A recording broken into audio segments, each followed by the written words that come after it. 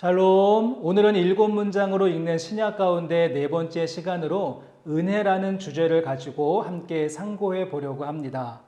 필립 얀시는 놀라운 하나님의 은혜라고 하는 책에서 은혜란 마지막 최고의 단어가 된다라고 설명했습니다.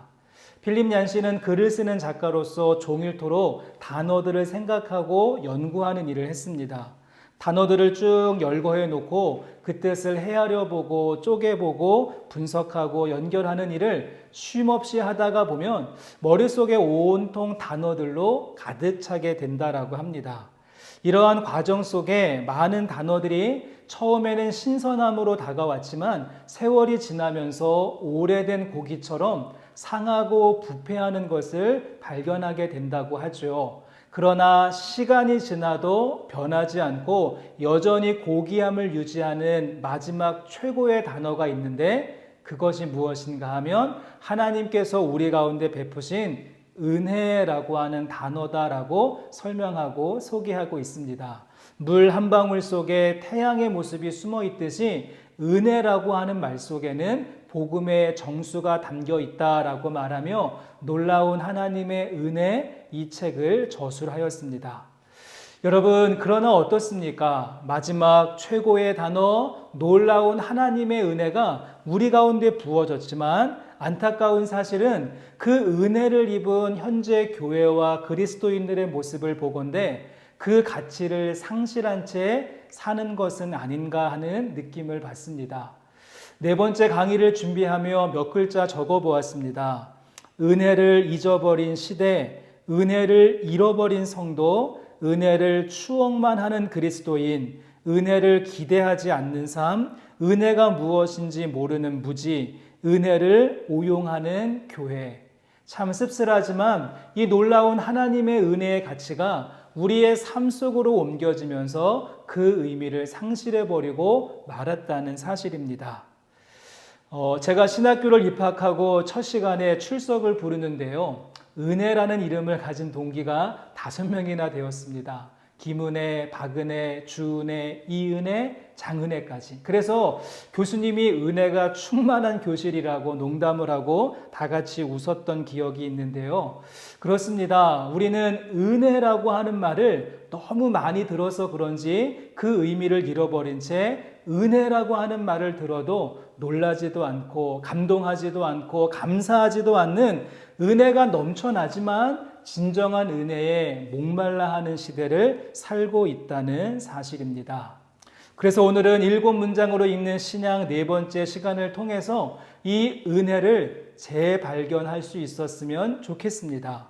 재발견은 없었던 것을 새롭게 찾는 것이 아닙니다. 이미 존재하고 있었지만 의미와 가치를 잃어버린 것에 대해서 다시 한번 돌아봄으로 의미를 회복하는 것을 재발견이라고 하죠. 우리 가운데 잊혀지고 잃어버리고 추억만 남아있고 오용되고 있는 이 은혜라고 하는 최고의 마지막 단어에 담겨져 있는 진정한 의미를 다시 한번 발견할 수 있는 기회가 되었으면 좋겠습니다. 저는 그래서 교재의 내용을 종합하여서 은혜의 재발견을 위한 3가지의 방법을 여러분들에게 소개하기를 원하는데요. 여러분, 가장 먼저 우리가 어떻게 은혜를 재발견할 수 있는가? 가장 먼저 은혜의 눈뜨는 우리가 되었으면 좋겠습니다. 은혜를 재발견하기 위해서는 이 은혜란 무엇인가 그 정확한 의미를 파악하고 알아가는, 그래서 은혜에 대하여서 바르게 눈을 떠야 한다는 것입니다.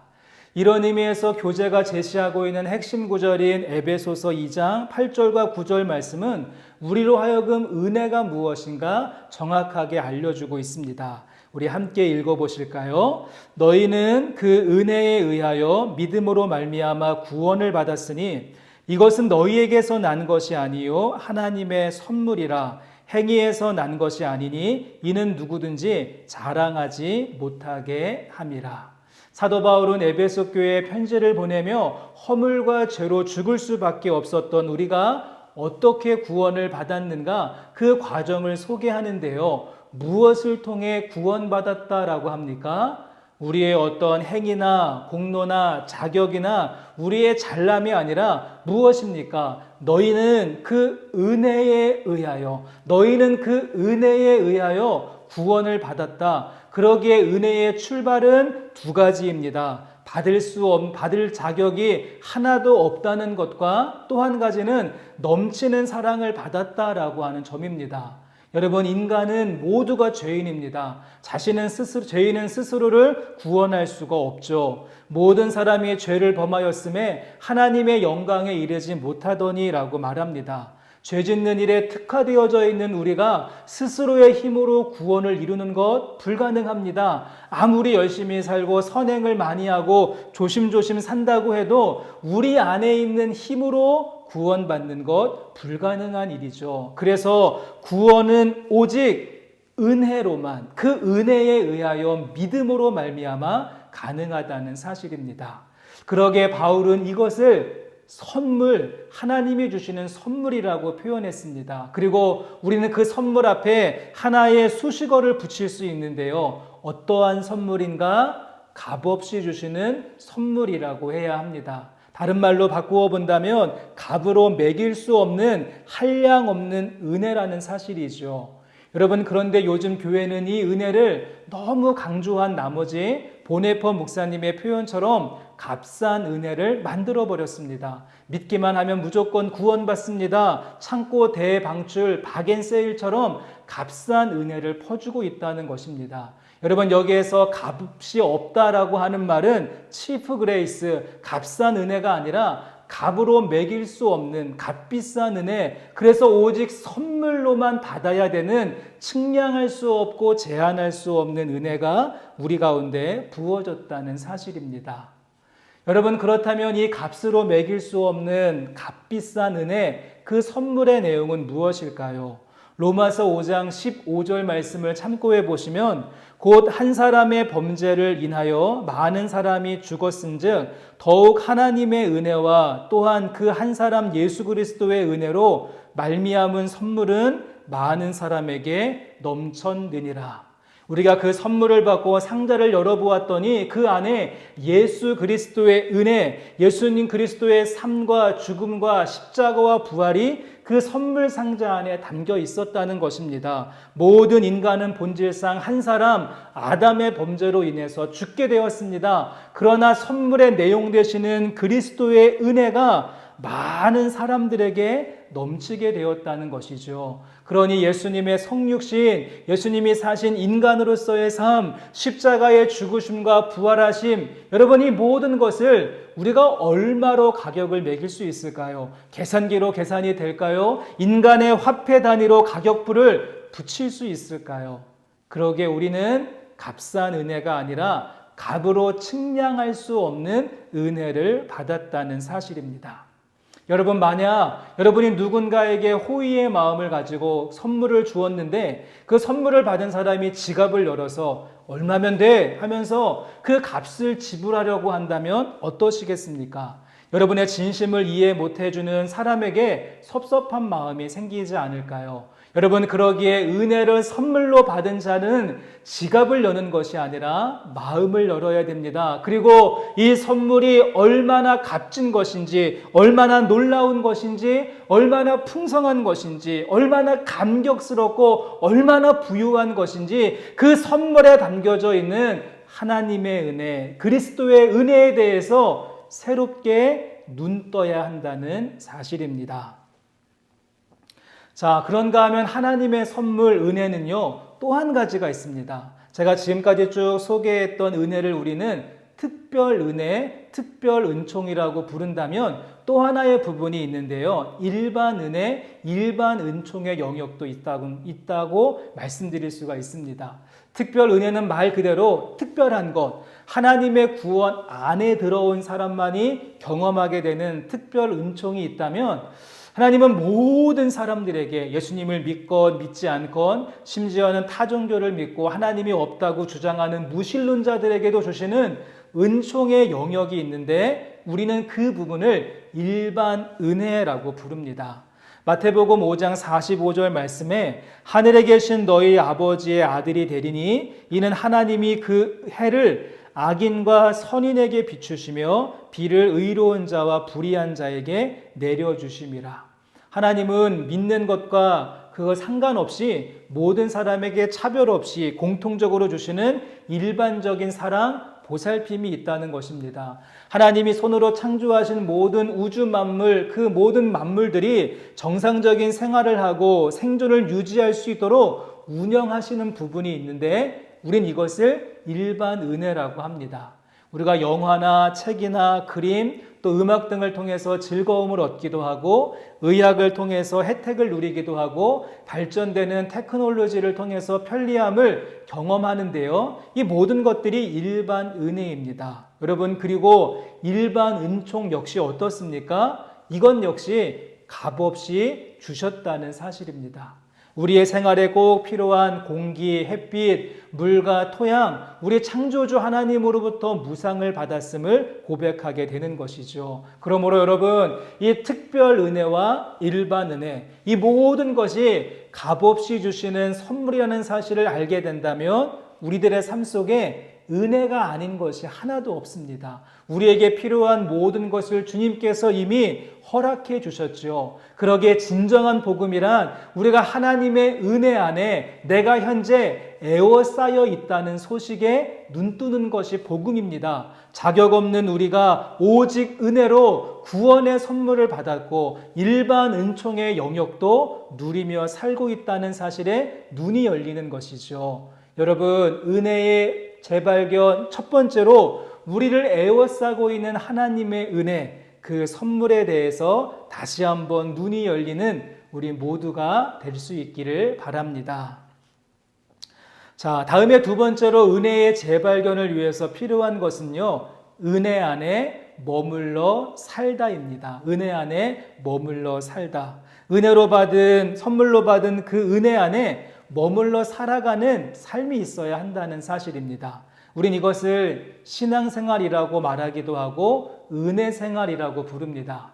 제가 말씀을 묵상해야 합니다. 규칙적으로 기도해야 됩니다. 예배 생활을 소홀히 하시면 안 됩니다. 잔소리 같은 말씀을 자꾸만 드리는 것은 여러분을 귀찮게 하기 위함이 아니라 왜 그렇습니까? 우리를 에워싸고 있는 하나님의 은총과 은혜에 대하여서 무감각해지지 않기 위함입니다. 은혜 가운데 부어주신 그 은총을 누리며 살기 위해서 필요한 것들이죠.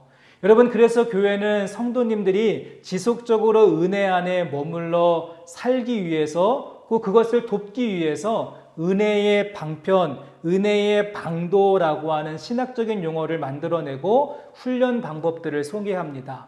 이 방편이라고 하는 말이 그 은혜를 유지하고 은혜 안에 지속적으로 머물 수 있도록 도와주는 방법, 수단 이러한 뜻인데요.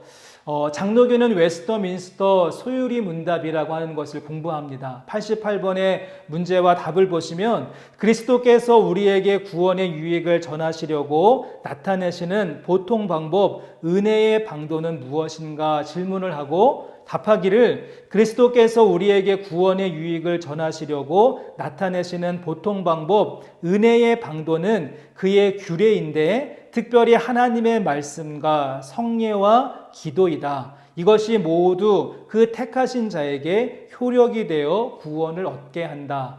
그래서 말씀, 성례, 기도가 우리의 은혜의 방편, 은혜의 방도가 된다라고 말합니다. 제가 속해 있는 감리교회에서는 교리와 장정 제9조에 교인의 은혜 받는 방법은 다음 각 항과 같다. 공중 예배와 속회 및 기도회에 참석한다, 세례를 받는다, 성찬식에 참여한다, 성경을 읽으며 기도 생활을 하고 가정 예배를 드린다, 사경회와 부흥회, 그 밖에 모든 은혜 받는 집회에 참석한다. 이렇게 각 교단마다 은혜를 받는 방도 거의 비슷하지만 말씀, 기도, 또 찬양, 예배, 또 어떠한 경건 생활을 통하여서 그 은혜를 지속적으로 유지해 갈 수 있는 방도, 방편이 나름대로 있다는 것입니다. 여러분 한번 이쪽을 보시면서 밑줄 긋기를 한번 해보시겠습니까? 우리 그리스도인의 양식은 무엇입니까? 그리스도인의 양식, 네, 성경 말씀이고요. 그러면 그리스도인의 호흡은 무엇입니까? 호흡, 우리는 기도를 우리의 숨이고 호흡이라고 합니다. 다음으로 그리스도인의 운동은 무엇입니까? 복음 전파, 전도이고요. 마지막으로 그리스도인의 열매는 무엇인가? 봉사와 헌신을 통해 은혜의 열매를 맺어가는 것입니다. 저희가 보고 있는 교재에서는 이것을 은혜의 리듬이라고 하는 용어로 말했는데요. 은혜의 리듬, 음식을 먹고 숨을 쉬고 운동하고 열매를 맺는 것, 이 모든 활동들이 영적인 은혜의 리듬을 유지하는 과정이다라고 말할 수가 있습니다. 그러기에 바울과 바나바가 이렇게 말했습니다. 사도행전 13장 43절 말씀 보십시오.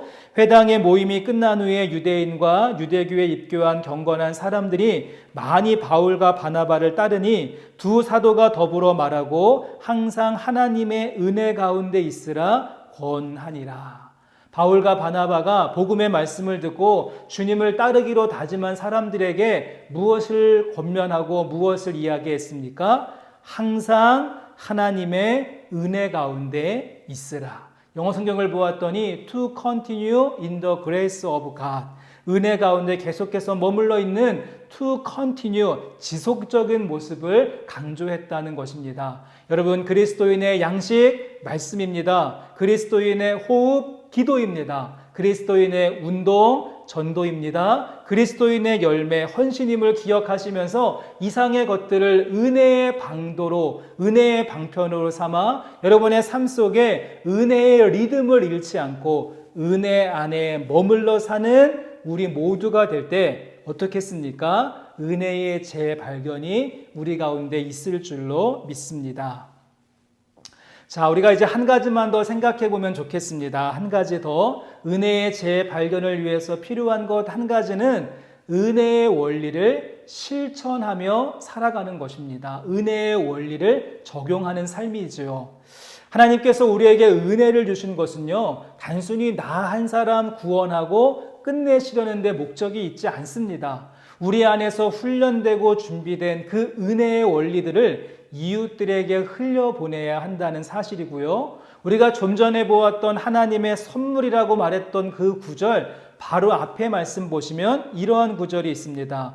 에베소서 2장 7절 말씀에 이는 그리스도 예수 안에서 우리에게 자비하심으로써 그 은혜의 지극히 풍성함을 오는 여러 세대에 나타내려 하심이라. 그러기에 7절과 8절 말씀을 연결하면 우리에게 왜 은혜의 선물을 주셨는가? 그 은혜의 지극히 풍성함을 오는 여러 세대들에게 나타내려 하심이라. 은혜의 원리를 나타내고 실천하면서 살아가야 한다는 사실입니다. 여러분, 현재 우리가 지금 발을 딛고 살고 있는 세상은요, 은혜의 원리가 아니라 세상의 원리가 적용되는 곳입니다. 생존 경쟁, 약육강식, 적자 생존, 이것이 지금 우리 사회를 이끌어가고 있는 원리로 작용되고 있는 힘입니다. 우린 이러한 시대 속에서 은혜에 눈뜨고 은혜에 머무는 사람으로서 세상의 원리가 아니라 은혜의 원리를 적용하며 살아가야 하는 것이 우리에게 주어진 도전입니다. 하나님으로부터 그 경험한 은혜, 그 은혜가 무조건적이고 우리는 무제한적인 은혜를 입었기에 삶 속에서 누군가를 신뢰하고 용서하고 품어가는 모습, 그 삶의 태도를 갖추어야 한다는 것이죠. 여러분, 한번 생각해 보시겠습니까? 우리는 어려서부터 습득한 삶의 방식은요, 서로를 적으로 여겨야 되고 이기기 위해서 수단과 방법을 가리지 말고 경쟁하여서 싸우라, 이런 것들을 배워왔습니다. 그러기에 다투고 따돌리고 경쟁하고 싸우는 습성이 우리들의 몸에 배어 있습니다. 그러나 여러분, 은혜를 입은 사람은, 은혜를 눈뜨고 은혜에 대해서 적용하며 살고 있는 사람은 상대방이 적이 아니라 사랑할 이웃으로 싸우고 이기는 것이 목적이 아니라 함께 살아가는 것을 목적으로, 이긴 사람만이 독식하는 구조가 아니라 진 사람에게도 충분한 몫이 돌아가는 구조로 자격, 신분, 학력, 배경, 재력에 따라서 차별받는 것이 아니라 모든 사람이 하나님의 형상으로 절대 가치를 가지고 있다는 사실을 인정하고 존중함으로 우리는 살아가야 하는 것, 그것이 은혜의 원리를 가지고 살아가는 그리스도인들의 모습이 되어야 합니다. 어제 참 가슴 아픈 신문 기사를 보았습니다. IM 선교회에 속한 국제학교에서 지금 집단 감염이 발생하고 확진자가 자꾸만 늘어나게 되자 광주에 있는 TCS 국제학교 입구에 사람들이 몰려가서 그 계란을 투척하는 사진입니다. 주 예수를 믿으라, 그리하면 너와 내 집이 구원을 받으리라, 이 말씀 비석에 계란 폭탄들이 던져주고 말았습니다.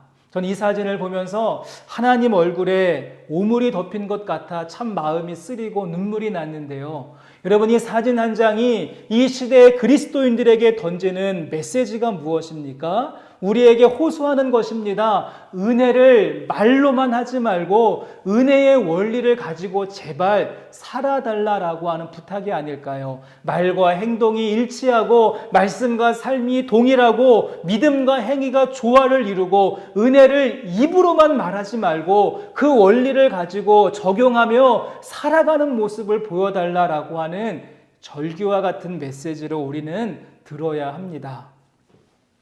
기독교의 발흥이라고 하는 책이 요즘 주목을 받고 있습니다. 이 책을 쓴 로드니 스타크라고 하는 사람은요, 학자이고요, 신앙이 없는 비기독교인 사회학자입니다. 철저하게 믿음과 신앙을 배제하고 사회학적으로 어떻게 기독교가 발흥하게 되었는가 연구한 책입니다. 이 책 중에 흥미로운 부분은 기독교의 확장과 부흥은요, 그 당시에 있었던 역병, 전염병과 깊은 관련이 있다라고 연구했습니다. 역병의 재앙이 찾아왔을 당시 이교도와 철학자들은 무기력했다. 죽음을 불러오는 전염병이 제국에 창궐할 당시 소피스트 철학자들은 세계가 늙어가며 미덕은 말라간다는 애매한 소리를 주절거릴 뿐이었다. 그러나 기독교인들은 신앙으로 답을 제시했다. 다른 모든 신앙들이 의구심의 대상이 되었을 때 기독교는 설명과 위안을 선사했고 행동을 위한 처방까지 제공했다. 충격에 휩싸인 생존자들은 실종된 친족과 친지를 위한 천국이 존재한다는 비전에서 따뜻하고 즉각적인 치유와 위로를 얻었다. 260년경 두 번째 큰 역병이 절정에 다다랐을 때 기독교인들은 몸을 사리지 않고 아픈 자를 도맡아 섬기며 필요한 것을 공급하였다. 그러다 병이 옮으면 그 아픔을 자신에게로 끌어와 기꺼이 고통을 감내했다. 많은 이들이 다른 이를 간호하고 치유하다 사망을 자신에게로 옮겨와 대신 죽음을 맞았다. 반면 이교도들은 질병이 처음 발생했을 때 아픈 자들을 내쫓았고 가장 가까운 자부터 도망쳤으며 병자가 죽기도 전에 내다버리고 매장하지 않은 시신을 흙처럼 취급했다고 한다. 그러나 기독교인들은 성경의 가르침에 따라 기독교인들은 서로 사랑하여 하나님을 기쁘시게 하려 했다. 하나님이 십자가 희생을 통해 사랑을 보여주셨듯이 사람들도 서로 위해 희생함으로써 사랑을 실천했다. 현세의 삶은 전주곡에 불과하다는 확신이 있었기 때문이다. 이러한 사상은 현세를 중시하는 이교들과 전혀 다른 삶의 방식과 가치관이었다라고 그 책에서 소개합니다. 여러분, 우리들의 믿음의 선진들, 우리의 믿음의 선배들 똑같은 어려운 환경 속에 있었고 똑같은 역병과 전염병 가운데 죽어나갔지만 그들은 받은 바 은혜가 있었기에 그 은혜를 말로만 하지 않고 직접 그 고통받은 현장에 찾아가서 사람들에게 그 은혜의 원리가 무엇인가 적용하며 흘려보내는 삶을 살아갔다는 것입니다. 우리가 행해야 되는 이 시대의 은혜의 가치가 아닌가 하는 생각을 다시 한번 해봅니다.